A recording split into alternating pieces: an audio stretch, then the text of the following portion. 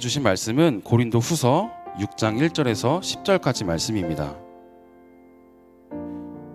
이 말씀을 저와 여러분들이 한 절씩 번갈아 가며 읽도록 하겠습니다. 6장 1절입니다. 하나님과 함께 일하는 우리가 여러분에게 권면합니다. 여러분은 하나님의 은혜를 헛되이 받지 마십시오. 말씀하기를 내가 은혜 베풀 만한 때에 내 말을 들었고 구원의 날에 너를 도왔다 라고 말씀하셨기 때문입니다. 보십시오. 지금은 은혜 받을 만한 때요. 지금은 구원의 날입니다. 우리는 무슨 일이든 아무에게도 거리낌이 되지 않으려고 합니다. 이는 우리의 섬기는 일이 비난을 받지 않게 하려는 것입니다.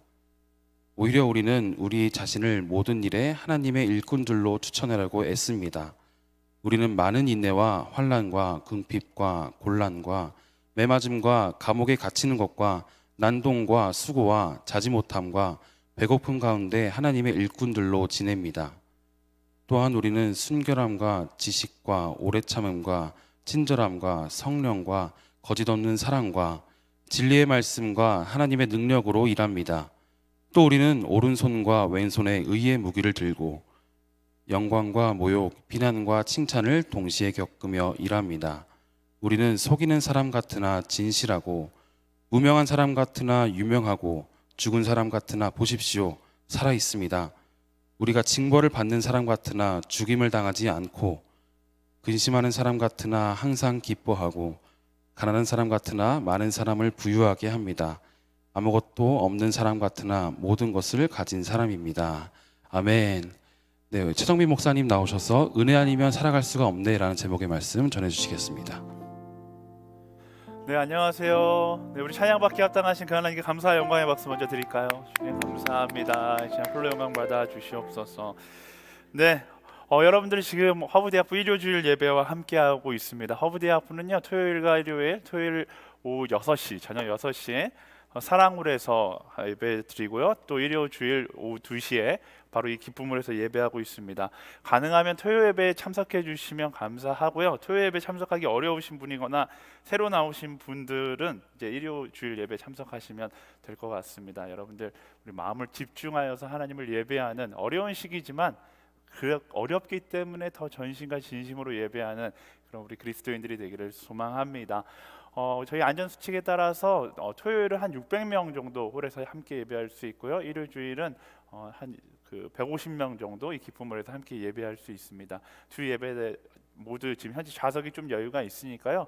어떤 예배가 되었든지 꼭 참석하실 수 있게 되기를 바랍니다. 자, 기도하고 오늘 말씀 함께 나누도록 할게요. 사랑하는 주님, 이 시간 하나님의 말씀 우리가 함께 나누려고 합니다. 이 말씀 가운데 하나님의 음성을 듣게 하시고 깨닫게 하시며 깨달은 대로 살아갈 수 있는 용기를 허락하여 주시옵소서. 사랑하는 예수님의 이름으로 기도합니다. 아멘. 이런 말이 있어요. 호의가 계속되면 권리인 줄 안다라는 말이죠. 호의가 계속되면 권리인 줄 안다. 여러분들 한 번씩은 들어봤을 겁니다. 이렇게 호의가 계속되니까 이게 당연히 나의 권리라고 생각하는 사람을 우리는 파렴치한 놈, 좀 높임말을 써서 파렴치한 분이라고 이야기합니다.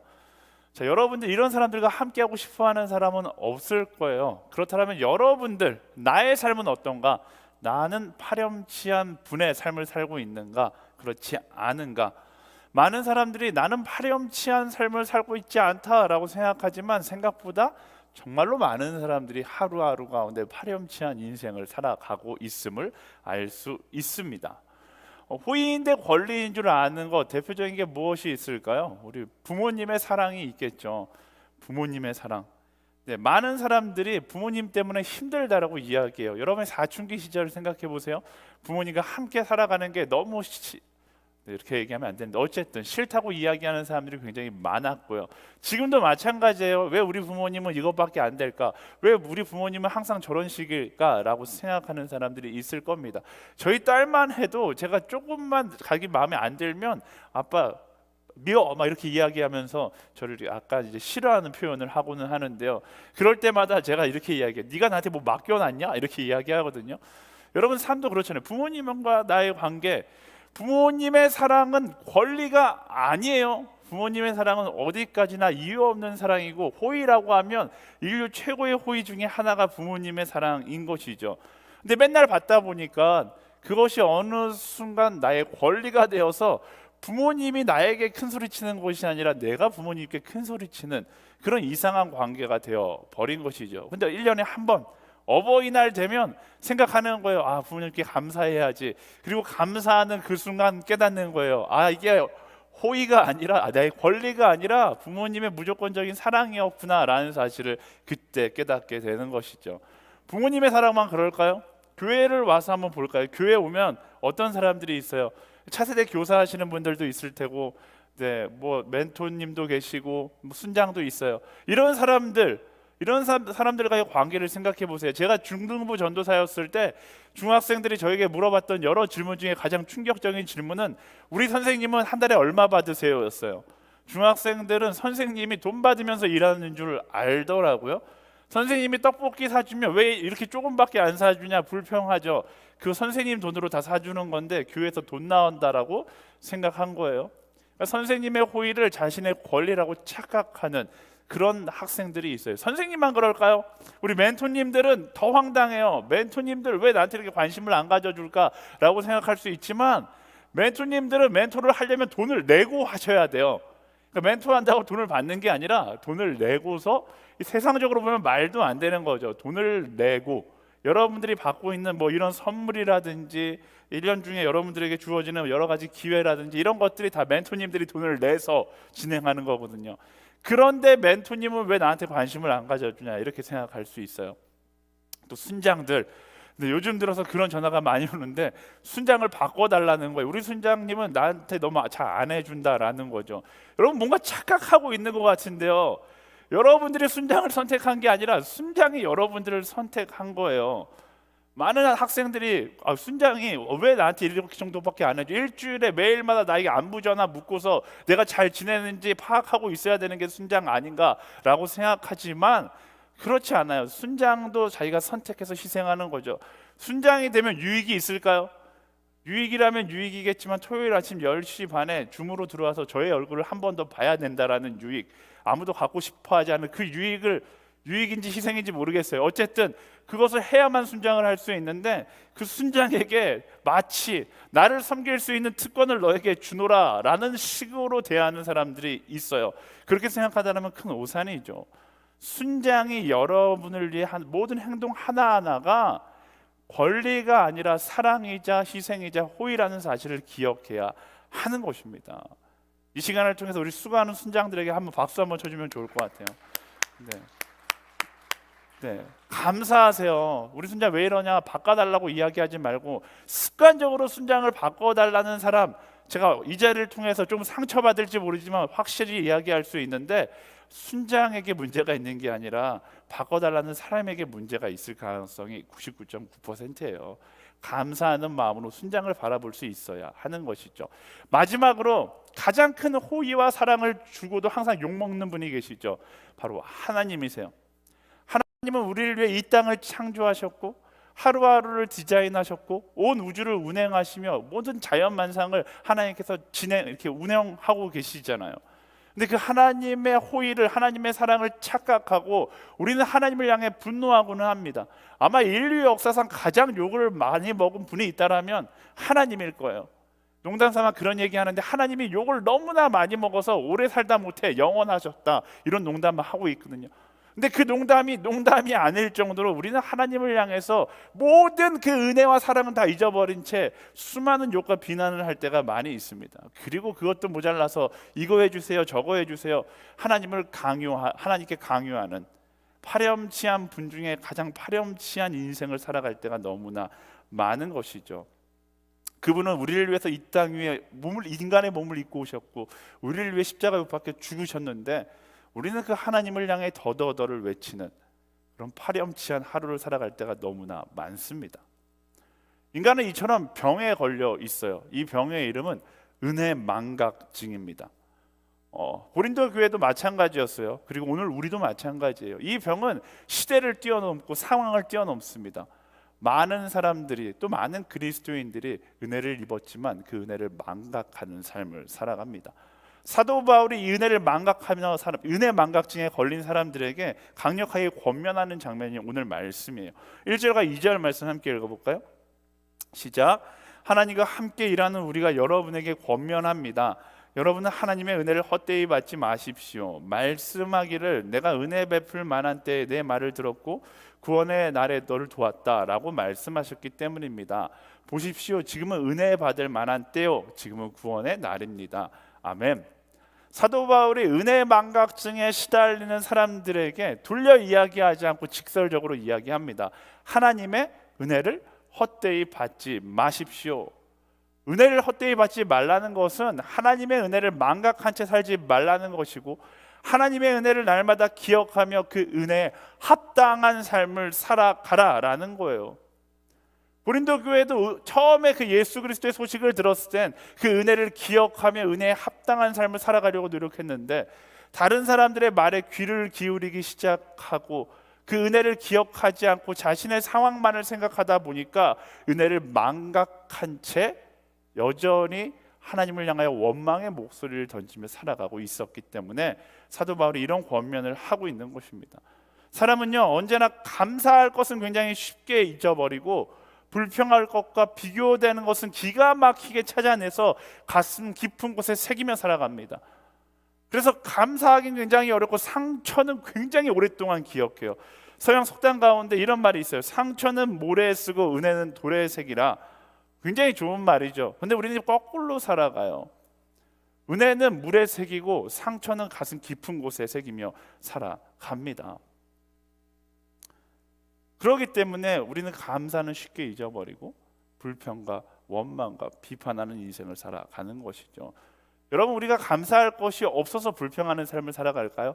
아니요, 감사하지 않기 때문에 불평의 삶을 살아가는 거예요. 여러분, 인생 가운데 만족하시는 분 아무도 없잖아요. 내 삶에 만족할 것이 없기 때문에 만족하지 못한 채 살아가는가? 아니요, 내 인생 가운데 감사가 없기 때문에 만족할 수 없는 인생을 살아가고 있는 것이죠.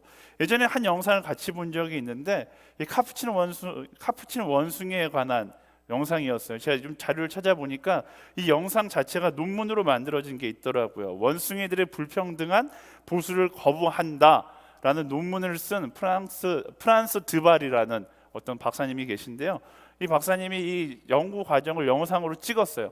예전에 한번 봤었는데 오늘 한 번 더 이 영상을 같이 보기를 원합니다. 이 영상에 보면 우리가 감사하지 않음으로 인하여서 얼마나 내 삶 가운데 불평이 있는지를 원숭이를 통해서 간접적으로 느낄 수 있는데, 영상 함께 보고서 계속 이야기 나누도록 하겠습니다. And if you give both of them cucumber for the task, the two monkeys side by side, they're perfectly willing to do this 25 times in a row. So cucumber, even though it's really only water in my opinion, but cucumber is perfectly fine for them. Now if you give the partner grapes, the food preferences of my capuchin monkeys correspond exactly with the prices in the supermarket. And so if you give them grapes, it's a far better food, then you create inequity between them. So that's the experiment we did. Recently we videotaped it with new monkeys who had never done the task, thinking that maybe they would have a stronger reaction, and that turned out to be right. The one on the left is the monkey who gets cucumber. The one on the right is the one who gets grapes. The one who gets cucumber, note that the first piece of cucumber is perfectly fine. The first piece she eats. Then she sees the other one getting grape, and you will see what happens. So she gives a rock to us, that's the task. And we give her a piece of cucumber and she eats it. The other one needs to give a rock to us. And that's what she does. And she gets a grape. And she eats it. The other one sees that. She gives a rock to us now, gets again cucumber.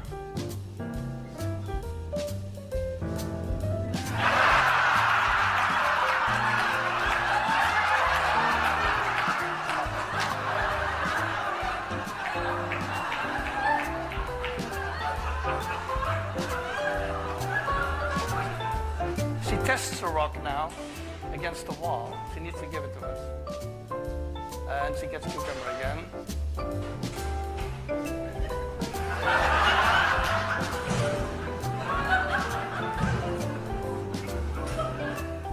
So this is basically the Wall Street protest that you see here. 네, 이 드발 박사님이 굉장히 의미심장한 말을 이야기해요. 이 모습이 월스트리트가에서 시위가 일어나는 모습과 똑같다라는 겁니다. 세계에서 가장 돈 많은 사람들이 모여 있는 곳에서 시위가 일어나는 곳과 똑같은 이유다라는 것이죠. 인간의 어리석음을 바로 이 영상 가운데 볼 수 있는 거예요. 조그만한 것에 비교하고 불평하느라 정작 커다란 은혜를 발견하지 못하는 삶을 살아가고 있는 것이죠. 영상을 보면서 정말로 많은 사람들이, 여러분을 비롯해서 많은 사람들이 웃지만 우리 역시 감정의 흐름을 따라 살아가다 보면 이 원숭이들과 똑같은 삶을 살아가게 되는 것입니다. 그렇다면 어떻게 해야 되는가? 방법은 언제나 간단합니다. 바로 날마다 감사함으로 그 은혜를 확인해야 하는 것이죠. 그 은혜를 기억하기 위해서, 그 은혜의 기억을 잊지 않기 위해서 우리는 날마다 감사할 수 있어야 하는 것입니다. 감사라는 것이 아무것도 아닌 것처럼 느껴지지만 우리가 감사하지 않으면 이 모든 은혜가 일상의 익숙함에 그대로 묻혀버리게 되는 거예요. 어버이날 이야기했잖아요. 우리가 어버이날 부모님의 은혜가 그냥 권리가 아니라는 사실을 깨닫는 이유가 뭐예요? 감사하기 때문에 깨달을 수 있는 것이죠. 1년에 한 번 감사하기 때문에 딱 그날만 깨닫는 건데, 정말로 우리가 그 은혜를 날마다 기억하려면 어떻게 해야 되는 거예요? 날마다 감사해야 하는 것이죠. 그래서 날마다 감사하는 삶을 살아가는 것이 굉장히 중요합니다. 날마다 감사하지 않으면, 날마다 겸손하려고 노력하지 않으면, 날마다 말씀을 따라가는 나를 확인하지 않으면 결국 우리는 은혜 망각증에 걸릴 수밖에 없는 것이죠. 많은 사람들이 난 날마다 하지 않아도 괜찮아 라고 생각했는데 다 실패했어요. 원래 건강하다고 생각하는 사람들이 큰 병에 걸리는 거예요. 은혜 망각증도 마찬가지예요. 나는 괜찮아 하는 사람은 이미 은혜 망각증에 걸려 있을 가능성이 99.9%인 거죠. 병은 누가 안 걸려요? 나는 너무나 연약하다라고 생각하는 사람들이 날마다 조금만 아프면 병원 가고 조금만 아프면 의사를 찾느라 병에 걸릴 시간이 없어서 건강하게 지내는 것과 마찬가지예요. 겸손하게 나의 연약함을 인정하고 날마다 감사하고 날마다 겸손하며 날마다 말씀 앞에 서서 그 은혜를 확인하는 우리가 될 수 있어야 하는 것이죠. 그래서 우리가 우리의 삶 가운데 무엇을 해야 되는가? 이 감사의 루틴을 만들어 갈 수 있어야 돼요. 여러분들 일주일의 계획표를 가지고 있잖아요. 여러분 인생의 계획표를 가지고 있잖아요. 그것보다 훨씬 더 중요한 것이 감사의 계획표를 가지고 있어야 돼요. 하루 가운데 나의 삶 가운데 우리는 몇 분이나 몇 시간이나 몇 번이나 감사하는지 그것을 점검하고 내가 얼마나 감사가 부족한 삶을 살고 있는지를 깨달은 다음에 뭐 하는 거예요? 내 삶 가운데 감사의 루틴, 하나님의 은혜를 기억할 수 있는 루틴을 만들어 나아갈 수 있어야 하는 것입니다. 각자 다 다를 거예요. 이미 누군가는 충분히 감사하는 삶을 살아갈 수도 있겠고, 누군가는 하루에 단 한 번도 감사하지 않는 삶을 살아가는 사람도 있을 거예요. 근데 그 차이는 어마어마합니다. 누군가는 하나님의 은혜를 날마다 느끼며 살아가고, 누군가는 날마다 불평하며 살아가게 되는 것이죠. 저는 요즘에 제일 관심 있는 게 새벽에 일어나서 무언가 하는 것에 굉장히 관심이 많아요. 그런 책들도 많이 읽고, 그래서 요즘에 저의 새벽 기상 시간이 새벽 4시거든요. 새벽 4시에 일어나는 게 너무나 힘들었는데, 지난번 새벽 예배 때 한 목사님이 아침에 일어날 때마다 이렇게 선포한다는 거예요. 침대에 앉아서 주는 그리스도시요 살아계신 하나님의 아들이십니다, 이렇게 선포한다는 이야기를 듣고서 제가 똑같이 따라해봤어요. 새벽 4시에 정말로 일어나기 싫은 그 시간에 침대에서 일어나 제일 먼저 하는 선포가 이거예요. 두 눈을 감고 주는 그리스도시요 살아계신 하나님의 아들이십니다 선포했는데 다른 아침과 전혀 다른 아침을 경험하게 되었어요. 이전까지는 죽어도 일어나기 싫다라는 짜증이 가득한 하루가 시작이었다면, 그때부터는 내 삶의 주인이 하나님이심을 선포하는 하루가 되면서 전혀 다른 하루의 시작을 하게 되더라고요. 그리고 그것이 저의 삶의 루틴이 되었어요. 아침 새벽 4시에 일어나서 주는 그리스도시요 살아계신 하나님의 아들이십니다를 선포하는 것이죠. 놀라운 것은 그 조그만 루틴이 저의 하루를 전혀 다른 하루로 변화시켜 간다라는 것이죠. 또 어떤 루틴들이 있을 수 있을까요? 제가 항상 이야기하잖아요. 감사의 노트를 만들고 감사의 제목들을 나누는 루틴을 만들어가는 건 굉장히 중요한 포인트입니다. 여러분 감사 하루에 몇 번이나 하세요? 제가 진짜 설교하면서 수백 번, 아니 수천 번 이야기했거든요. 감사하자, 감사의 노트를 만들자, 하루에 300번이라도 100번이라도 감사하려고 노력하자. 근데 우리 몇 번이나 감사하고 있습니까? 왜 그게 설교로만 끝날까요? 내 루틴의 구체적인 계획으로 만들어져 있지 않기 때문에 그래요. 저는 여러분들이 감사의 루틴을 만들고 감사의 제목들을 써내려가는 시간들을 갖게 되기를 예수님의 이름으로 축원합니다. 요즘 이 말씀을 아주 잘 적용하는 친구들이 있는데 바로 MC단이 그렇더라고요.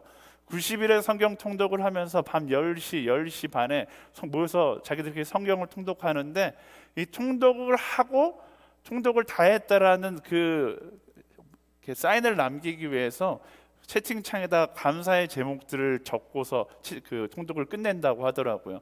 그래서 다니엘 형제가 그 감사의 제목들을 쭉 정리해서 카톡창에 쫙 올려주는데, 그거를 제가 매일 밤마다 그 감사의 제목들을 읽으면서 저도 함께 감사하는 게 저희 어떻게 보면 또 하나의 루틴이 되었더라고요.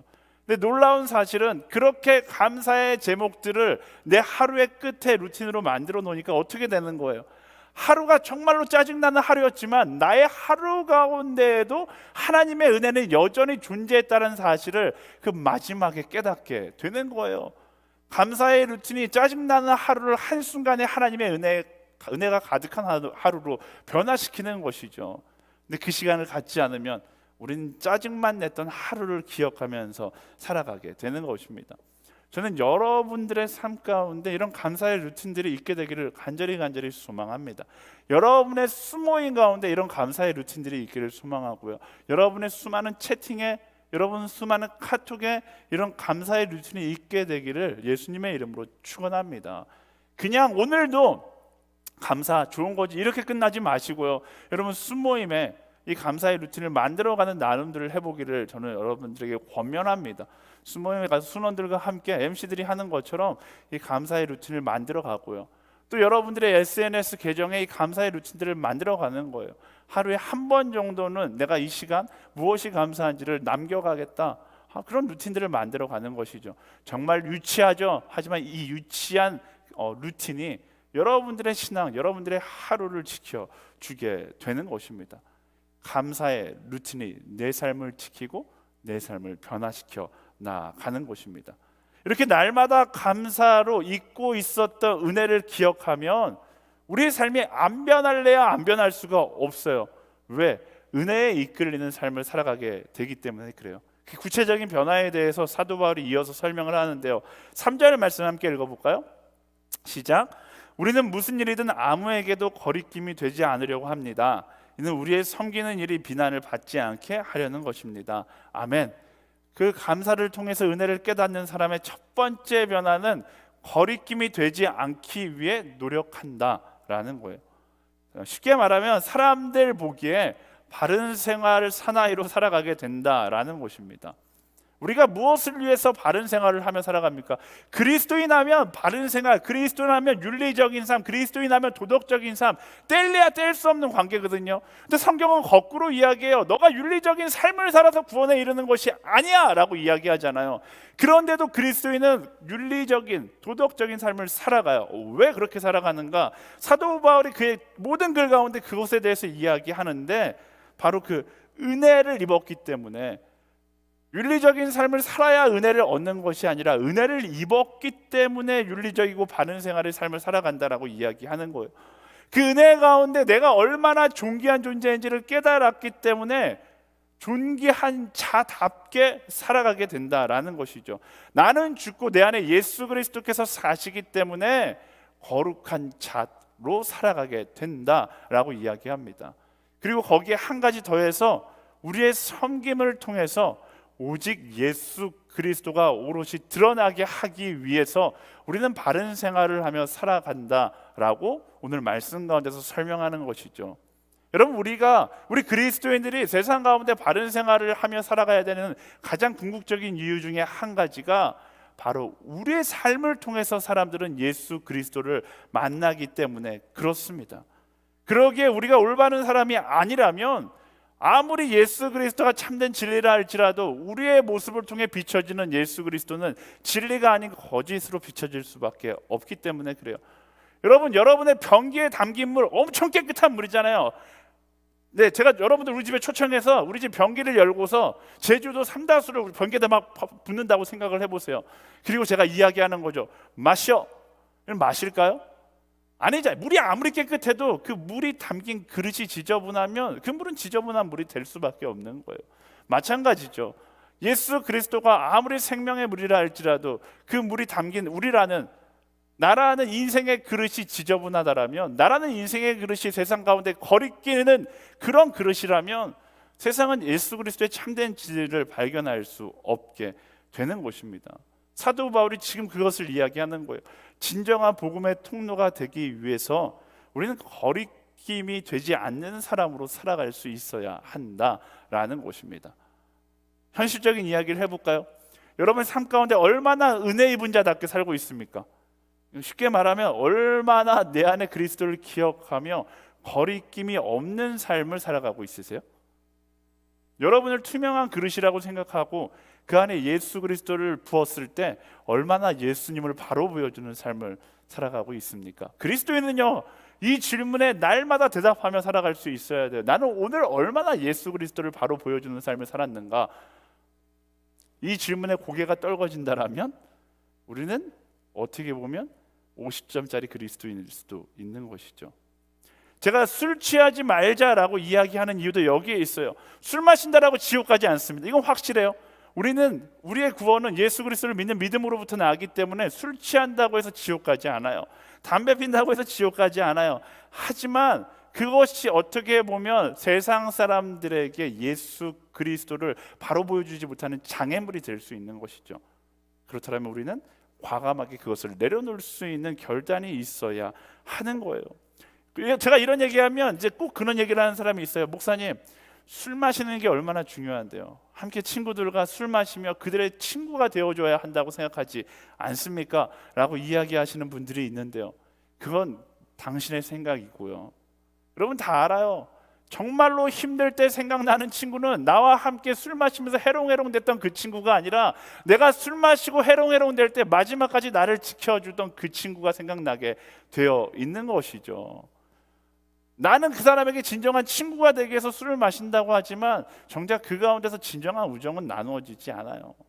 사람이 정말로 필요할 때는 그 술을 함께 마셨던 친구보다 정말로 맨정신으로 나를 지켜줬던 그 친구를 신뢰하게 되어 있는 것이죠.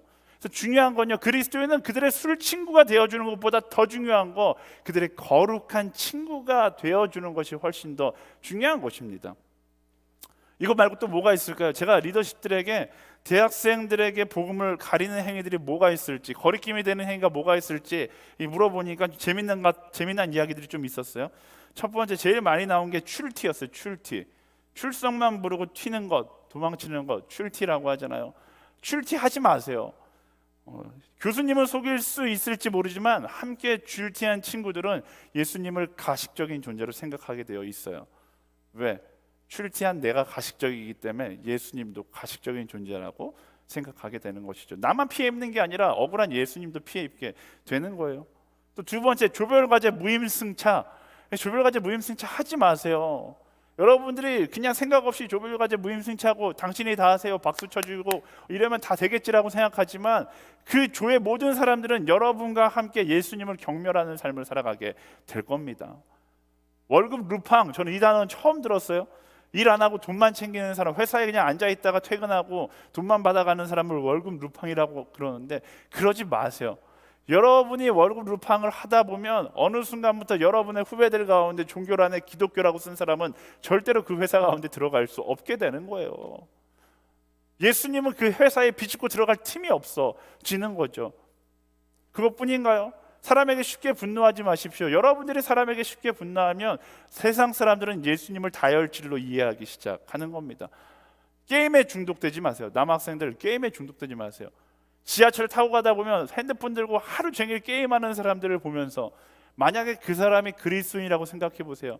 야, 저 사람은 예수에 중독되니까 게임에도 쉽게 중독되네 라고 생각하게 되는 것이죠.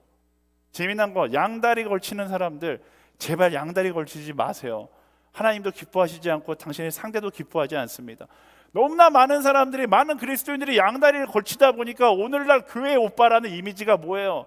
교회 오빠라는 이미지가 양다리의 상징이 되어버린 그런 시대가 되었잖아요. 끊어버릴 건 끊어버려야 하는 것이죠. 이 밖에도 더 많은 것들이 있어요. 여러분들만 알고 있는, 나만 알고 있는 그리스도인으로 너무 수치스러운 것들이 있습니다.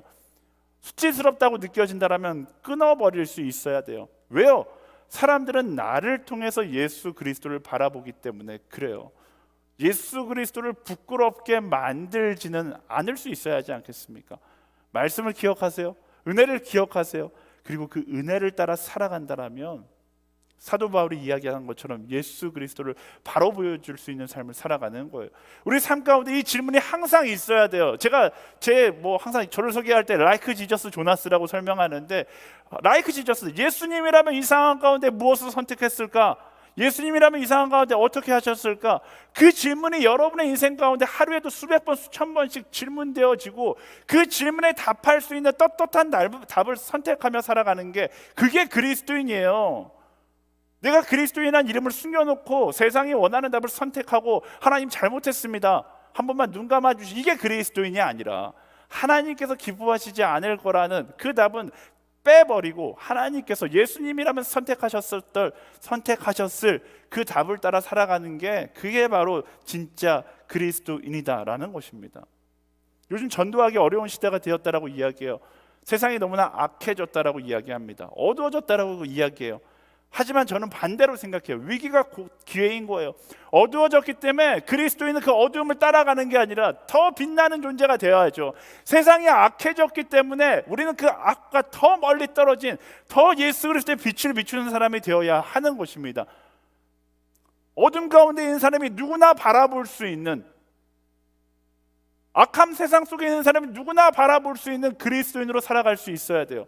언제 어디서나 어떤 상황 가운데서도 바라볼 수 있는, 숨어있는 그리스도인이 아니라 우뚝 서서 빛을 비추는 그리스도인으로 살아갈 수 있어야 돼요. 왜? 바로 그 그리스도인을 바라보고 많은 사람들이 정말로 어둠밖에 없는 이 세상 가운데 소망을 발견하게 되고 찾아오게 될 것이기 때문에 그래요. 세상은 어떤 모습이냐면, 여러분들 가운데 술집 가보신 분들은 알 거예요. 술집 가면 술을 마시다 보면 굉장히 놀라운 현상이 있어요. H2O로 구성되어 있는 술을 마시는데 이상하게 제가 이렇게 잘할까요? 어쨌든 술을 마시는데 목이 말라요. 그러면 정말로 어리석은 사람들은 계속 술을 마셔요. 그 목마름을 해결하기 위해서 술을 계속 퍼마셔요. 하지만 해결이 될까요? 계속 마셔도 해결되지 않아요. 결국은 뭘 마셔야 돼요? 결국엔 물을 마셔야 하는 것이죠. 세상도 마찬가지예요. 악을 향해 치닫고 있지만 그 악 가운데 어떤 갈급함을 계속 느껴요. 그 갈급함을 해결하기 위해서 수많은 쾌락들을 선택하지만 그 쾌락으로 채워지지 않는 목마름을 결국 경험하게 되어 있는 것이죠. 그리고 그 목마름의 마지막에는 결국 무엇을 찾게 되어 있어요? 제가 말했잖아요. 예수 그리스도라는 생명수를 찾게 되어 있는 거예요. 그 마지막 순간을 위하여 우리는 무엇을 준비해야 합니까? 더 깨끗한 그릇이 되어서, 더 정결한 그릇이 되어서 그들이 어디서든지 찾을 수 있는 예수 그리스도의 한 사람으로 살아갈 수 있어야 돼요. 어디서든지 바라볼 수 있는 그 빛을 품은 한 사람으로 살아갈 수 있어야 하는 것입니다. 사랑하는 여러분, 위기가 곧 기회예요. 세상이 악해졌지만 악하기 때문에 더 많은 사람들이 진리의 빛을 찾아 나올 것입니다. 그런데 그 빛을 찾는 순간에 주변에 빛을 품은 사람이 아무도 없다라면, 주변에 하나님을 보여줄 수 있는, 예수님을 보여줄 수 있는 사람이 아무도 없다라면 그 사람은 영원히 그 빛을 찾지 못하고 패망의 길로 갈 수밖에 없는 거예요. 하나님께서 내게 주신 숙제가 무엇인지, 내게 주신 사명이 무엇인지 기억하고 오늘도 구별된 더 거룩하고 더 정결한 그 은혜를 담는 그릇으로 살아갈 수 있게 되기를 예수님의 이름으로 축원합니다. 이어서 은혜를 기억하는 삶의 모습에 대해서 사도 바울이 한 가지 더 이야기하는데요. 4절과 5절 말씀 함께 읽어볼까요? 시작. 오히려 우리는 우리 자신을 모든 일에 하나님의 일꾼들로 추천하려고 애씁니다. 우리는 많은 인내와 환난과 궁핍과 곤란과 매맞음과 감옥에 갇히는 것과 난동과 수고와 자지 못함과 배고픔 가운데 하나님의 일꾼들로 지냅니다. 아멘. 은혜를 기억하며 살아간다는 삶의 모습 또 한 가지는 상황에 흔들리지 않고 사명자의 자리를 지킨다라는 것입니다. 사도 바울은 은혜를 기억했기에 많은 고통과 어려움과 상황 가운데 도저히 예수를 믿을 수 없는 그런 상황이 될지라도 뭐라고 이야기합니까? 우리는 하나님의 일꾼, 하나님의 사명자의 자리를 지킨다라고 이야기하는 거예요. 예수 믿기 쉬울 때는 예수 잘 믿다가 예수 믿기 힘든 시간이 되면 이제 조금 쉬었다 가자, 쉬엄쉬엄 믿자, 이런 생각 자체를 버려야 하는 것에 대해서 이야기하고 있어요. 오히려 예수 믿기 힘든 시간 속에서 우리는 더 뜨겁게 하나님의 일꾼, 하나님의 사명자로 설 수 있어야 합니다. 왜? 그 어려운 시간이, 그 힘든 순간이 바로 나의 믿음을 증명해내는 시간이기 때문에 그래요. 편하게 예수 믿는 건 누구나 할 수 있습니다. 하지만 진짜는 상황에 흔들리지 않고 때를 얻든지 못 얻든지 최선을 다해 그 믿음을 간직하며 그 믿음을 따라 살아가는 사람이 참된 그리스도인이고 진짜 그리스도인이기 때문에 그래요. 저는 우리 여기 앉아서 예배드리는 모두가 바로 그 진짜 그리스도인에 속하기를 간절히 소원합니다. 많은 사람들이 세상이 보기 좋은 그리스도인이 되어야 한다라고 이야기합니다. 직장인들이 봤을 때 이 정도 유도리 있게 신앙생활 할 수 있어야 되지 않냐라고 이야기합니다. 이른바 여러분들의 용어로는 쿨한 그리스도인이 되어야 한다라고 이야기합니다. 하지만 그게 정말 말씀이 이야기하는 진짜 그리스도인의 모습일까요? 세상 가운데 어느 정도 타협할 줄 알고 세상 사람들에게 피해 주지 않고 때로는 내가 약간 그리스도인임을 숨기면서 세상 사람들에게 좀 쿨한 그리스도인, 야 뭐 그 정도 괜찮아 이렇게 생각하는 그런 그리스도인으로 살아가는 게 말씀이 이야기하는 그리스도인의 모습일까요? 요한복음 15장 19절 말씀에 보면 이렇게 기록되어 있어요. 너희는 세상에 속해 있지 않고 내가 세상에서 너희를 택했으므로, 중요한 포인트, 세상이 너희를 미워할 것이다 라고 이야기합니다. 유도리 있는 그리스도인, 쿨한 그리스도인, 이 호칭 자체가 뭐예요? 세상의 미움을 받고 싶지 않은 그리스도인이라는 것이고요, 좀 쉽게 예수 믿고 싶다라는 의지가 담긴 표현인 것이죠. 신앙의 게으름의 다른 이름에 불과하는 거예요. 말씀은 뭐라고 이야기합니까? 세상에게 사랑받는 그리스도인은 없어요. 세상에 속해 있지 않고 세상에서 하나님께서 우리를 택하셨기 때문에 결국 세상은 우리를 미워할 것이라고 이야기하고 있습니다. 여러분, 이런 세상 속에서 얼마나 그리스도인임을 자랑하고 있습니까? 상황과 상관없이 내가 그리스도인임을 이야기할 수 있는, 선포할 수 있는 그런 한 사람으로 살아가야 하는 것이죠. 교회에서만 그리스도인이 아니라 세상 가운데도 Yes, I'm a Christian, 나의 정체성을 그리스도인이라고 이야기할 수 있는, 삶의 한복판에서도 모두가 안티라 할지라도 그 한복판에서도 내가 그리스도인임을 선포할 수 있는 한 사람으로 살아가야죠. 그게 하나님을 자랑하는 그리스도인의 삶인 거예요. 수많은 순교자들이 내가 그리스도인임을 선포하며 순교대에 올라가 인생을 마감했습니다. 그들 살 수 있었어요. 쉽게 예수 믿을 수 있었어요. 예수님이 이 정도는 용서해 주시겠지, 목숨이 달렸는데. 근데 많은 순교자들은 그런 상황 가운데도 떳떳하게 선포했어요. Yes, I'm a Christian. 초대교회 때 폴리캅이라는 순교자는요, 끌려가서 그리스도를 한 번만 부정하면 살려주겠다라고 이야기하는 사람들 앞에서 이렇게 이야기했다고 합니다. 86년 동안 그리스도를 섬겨왔고 주님은 나를 한 번도 모른다고 하시지 않았는데 내가 어찌 왕이시오 나의 주인이신 그리스도를 부인하겠는가? 이 말을 남기고 화영터의 장작더미 위에 스스로 올라가서 순교했다라고 이야기합니다.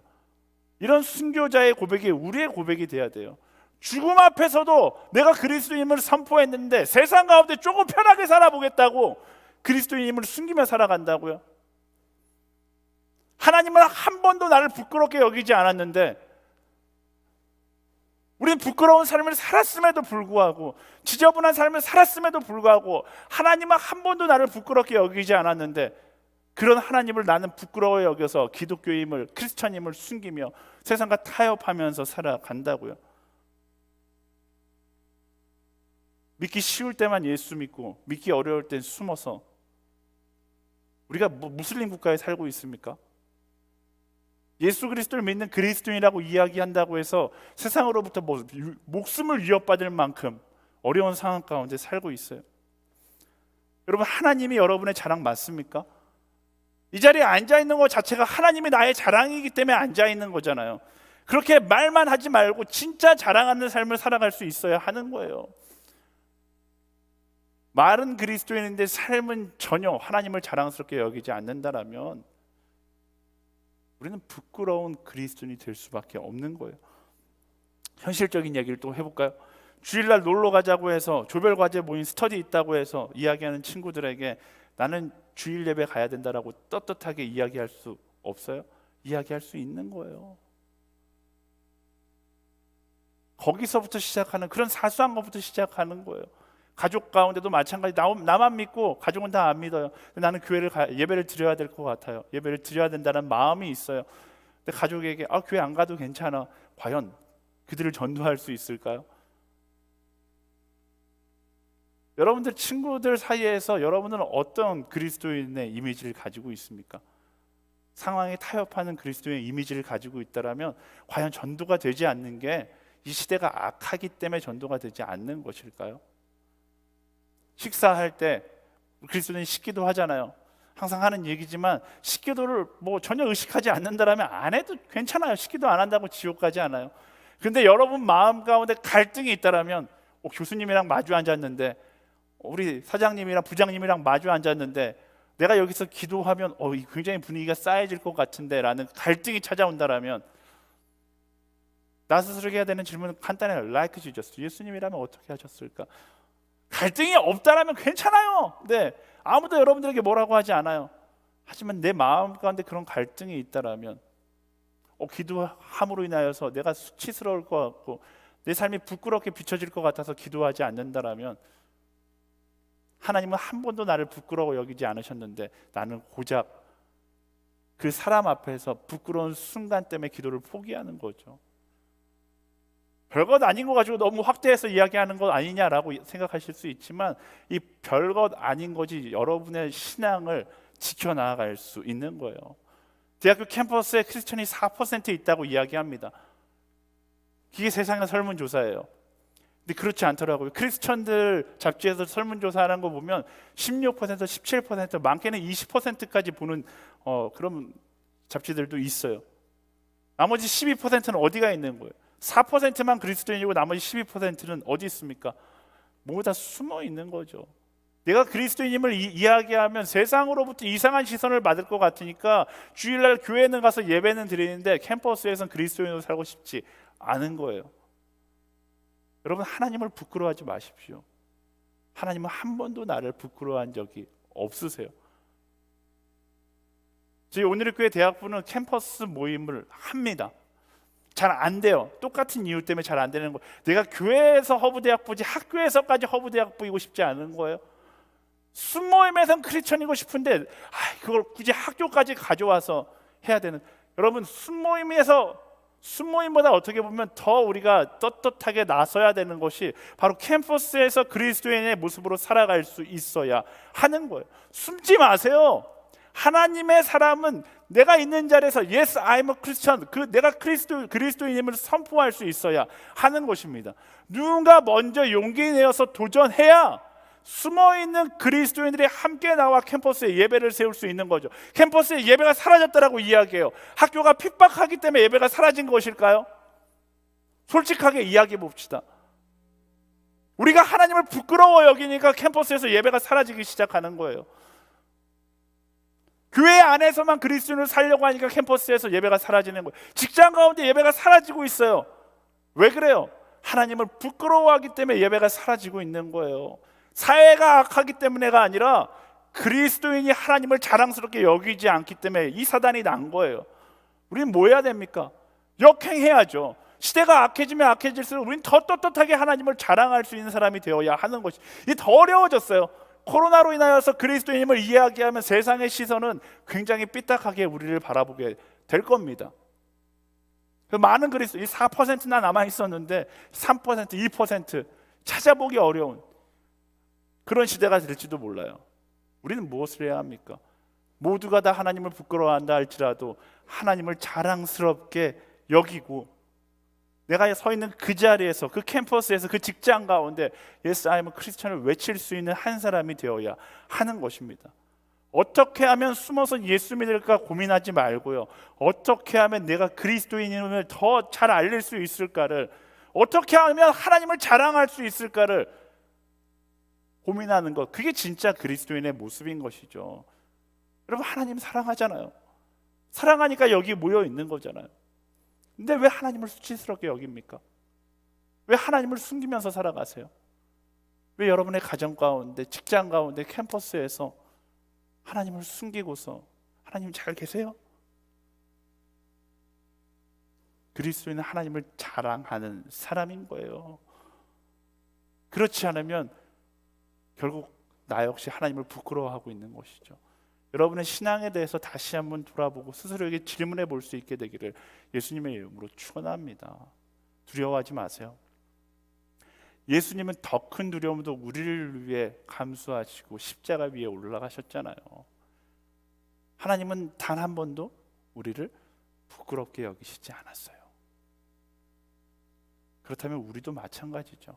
가장 자랑스러운, 내 평생 어떤 나의 스펙보다, 어떤 나의 돈보다, 명예보다 가장 자랑스러운 건 바로 하나님이라는 사실을 기억하고 삶의 자리에서 어떻게 하면 하나님을 자랑할 수 있을까를 고민하는 사람이 돼야죠. 왜 성공해야 돼요? 하나님을 자랑하기 위해서 성공해야 돼요. 왜 돈을 벌어야 돼요? 하나님을 자랑하기 위해서 돈을 벌어야 돼요. 왜 열심히 살아야 합니까? 하나님을 자랑하기 위해서 열심히 사는 거잖아요. 이 근본적인 우리 삶의 목적을 잊어버려서는 안 된다라는 것입니다. 이런 거룩한 사명자들은 삶 가운데 영적 전쟁을 경험하게 되어 있습니다. 그래서 그 영적 전쟁 가운데 어떤 무기를 가지고 싸워야 하는가 사도 바울이 소개하는데요. 6절과 7절 말씀 읽어볼까요? 또한 우리는 순결함과 지식과 오래 참음과 친절함과 성령과 거짓 없는 사랑과 진리의 말씀과 하나님의 능력으로 일합니다. 또 우리는 오른손과 왼손의 의의 무기를 들고, 사도 바울이 그리스도인의 무기를 어떻게 설명하고 있는가? 순결한 지식, 오래 참은 친절한 성령과 거짓 없는 사랑과 진리의 말씀, 의 무기라고 이야기하니까 굉장히 딱 그 영화의 한 장면처럼 무기고를 쫙 열었더니 엄청나게 많은 총이 쫙 있고 총과 칼이 쫙 있는 그런 장면을 생각했는데 마치 그런 거예요. 문을 딱 열었더니 방패만 있는 거예요. 공격형 무기가 하나도 없어요. 은혜를 따라가는 사람에게 주어지는 무기는 공격형 무기가 없이 방어하는 수비형 무기만 있는 것입니다. 세상 가운데 그리스도인이 고통받고 고난을 당하는 이유가 여기에 있어요. 다 수비형 무기만 있기 때문에 공격할 수가 없는 거예요. 공격형 무기가 있으면 좋으련만 하나님은 우리에게 공격형 무기를 주지 않으셨습니다. 그런데 하나님께서 이렇게 우리에게 수비형 무기만을 주신 데는 다 이유가 있어요. 애초부터 이 싸움은 맞서 싸우는 전쟁이 아니라 게임에 비유하자면 디펜스 게임인 거예요. 지키는 게임인 거예요. 무엇을 지켜야 하는 거예요? 승리, 예수님의 십자가 승리를 지켜야 하는 것이죠. 우리가 어떤 승리를 얻기 위해서 싸우는 것이 아니라 2000년 전 이미 승리가 우리에게 선포되었기 때문에 그 승리의 깃발을 들고 이 깃발을 지키면 되는 거예요. 근데 사단이 계속해서 뭐 하는 거예요? 우리에게 심리전을 거는 거죠. 그 깃발을 놓고 전쟁터로 나오라고 이야기하는 거예요.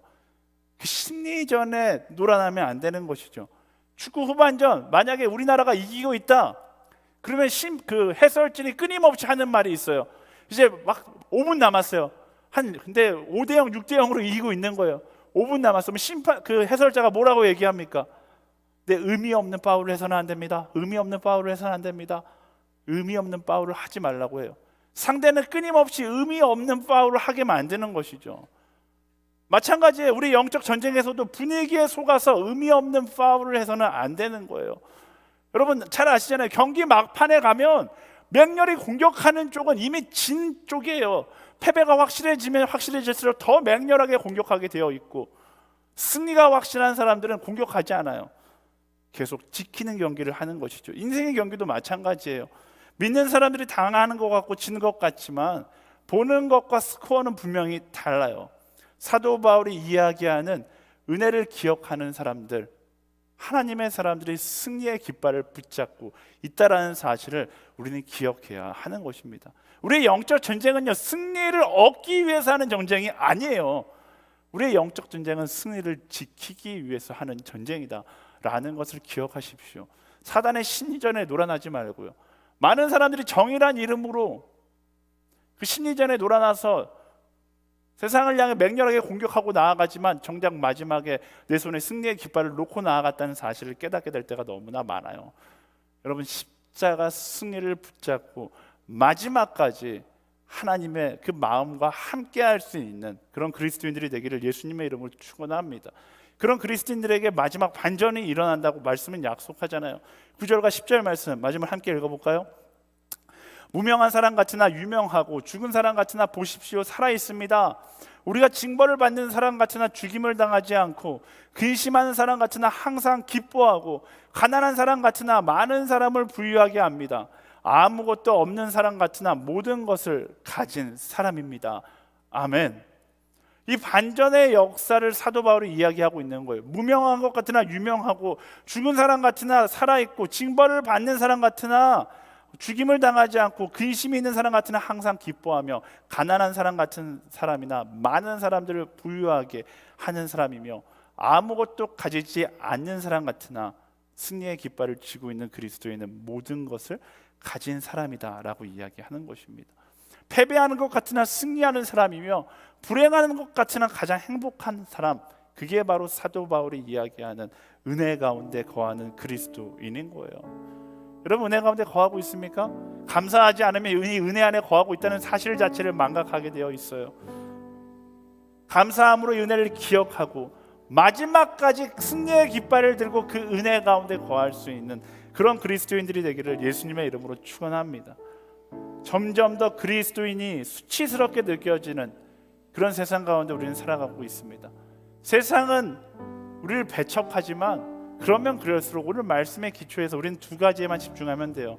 한 가지는 예수님 닮은 한 사람이 되어서 그리고 또 내가 그리스도인임을 자랑스럽게 선포하는 삶을 살아가면 되는 거예요. 간단합니다. 그리스도인의 삶은 복잡하지 않아요. 말씀은 우리를 복잡하게 인도하지 않아요. 아주 명쾌하게 인도합니다. 내 삶 속에서 날마다 감사의 루틴을 따라 살아가며 은혜를 기억하는 거예요. 그리고 제가 좋아하는 키워드 최선, 정직, 거룩, 이 키워드를 따라서 삶을 살아가는 것이죠. 그 은혜 안에 거하며 최선과 정직과 거룩을 지키며 살아가는 거예요. 학교 가운데, 직장 가운데, 가정 가운데 날마다 은혜를 기억하며 최선과 정직과 거룩의 키워드를 지키면서 사는 거예요.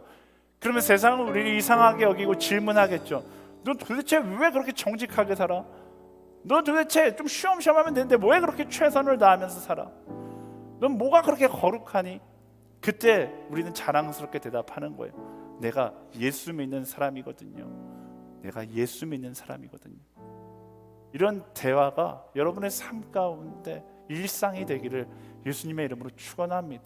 세상과 구별할 수 없는 세상과 똑같은 한 사람으로 살아가는 것이 아니라 예수 그리스도를 마음에 품고 날마다 감사함으로 그 은혜 안에 거하며 나의 삶에서 하나님을 자랑하기 위해 최선을 다하고 정직한 하루를 살아가며 거룩한 선택을 하며 살아가다 보면 세상은 우리에게 질문할 거예요. 왜 그렇게 살아? 그 질문에 자랑스럽게 이야기하는 거죠. 제가 이렇게 사는 이유요, 내가 예수 믿는 사람이기 때문입니다. 이 놀라운 일들이 나의 하루 가운데 일어나지 않는 게 기적이에요. 여러분의 삶 가운데 예수 그리스도를 자랑하는 그런 놀라운 순간순간들이 간증되어지기를 예수님의 이름으로 축원합니다. 하나님의 은혜 안에 거하면 이 모든 것들이 가능하게 되어 있어요. 감사함으로 그 은혜 안에 거하며 하나님을 자랑하고 내가 그리스도인임을 선포하며 살아가는 우리 모두가 되기를 예수님의 이름으로 축원합니다. 함께 우리 찬양하며 결단하며 나아갈까요? 주님, 그렇습니다. 은혜 아니면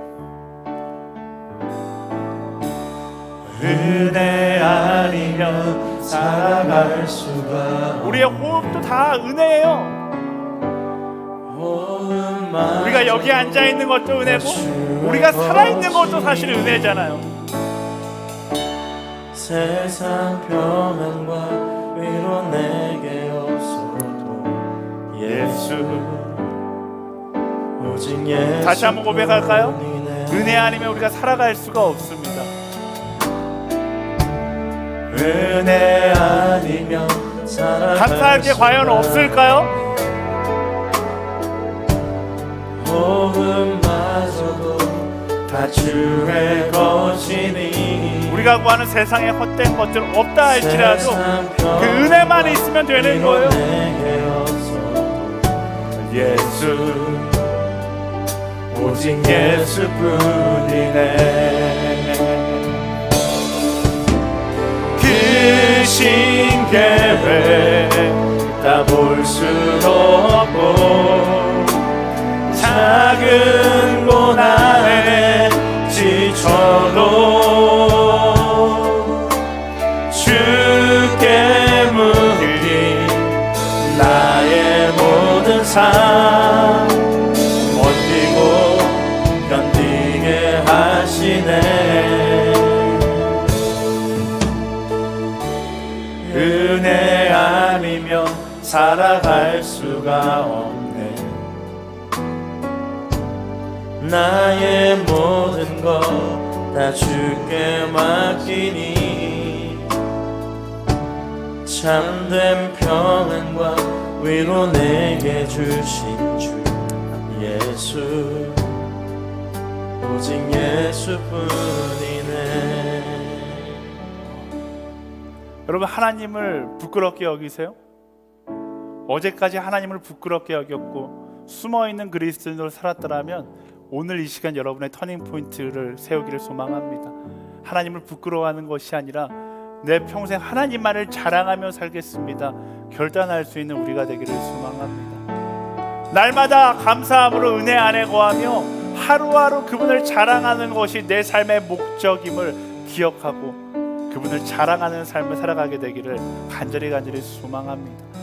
이 시간 나의 부끄러운 과거를 내려놓고 하나님을 자랑하며 살아가기를 소망하는 사람들, 우리 다 같이 자리에서 일어나서 함께 결단하며 내 마음의 결단을 주님께 드리며 하나님 이제 은혜 안에 거하며 날마다 하나님을 자랑하며 살기를 소망합니다. 물론 또 넘어지겠죠. 하지만 넘어지는 그 순간 그 자리에서 감사함으로 다시 그 은혜를 붙잡고 일어나 하나님을 자랑하는 삶을 살아가겠습니다.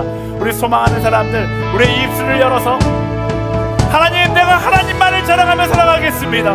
하나님만을 자랑하며 살아가겠습니다. 우리 함께 결단하며 함께 기도하며 나아가겠습니다. 살아 역사하신 하나님